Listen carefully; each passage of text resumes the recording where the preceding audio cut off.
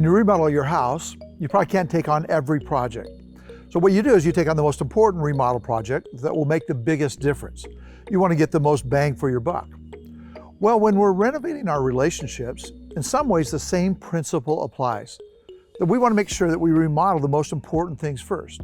And what we pointed out yesterday is that whenever we're remodeling, the best place to start is the heart.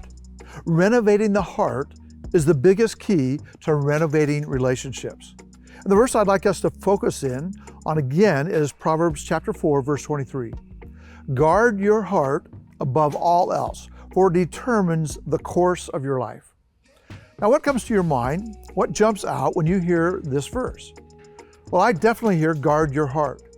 Guard meaning to protect, to take appropriate precautions for our heart, to maintain it, to take care of it.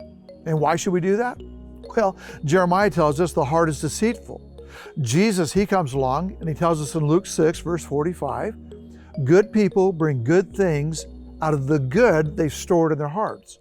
But evil people bring evil things out of the evil that they've stored in their hearts. And then says, people speak the things that are in their hearts.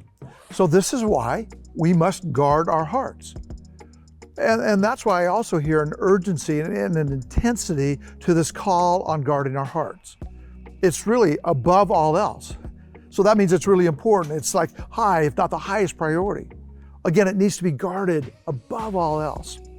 And why this sense of urgency? Why this priority? Why this plea to guard your hearts above all else? Well, because again, our heart determines our direction in life. The heart is an influencer of our lives. And if we don't guard it, we're going to trend toward evil instead of good and instead of God.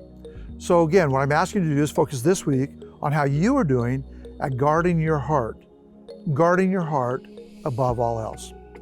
Have a great week.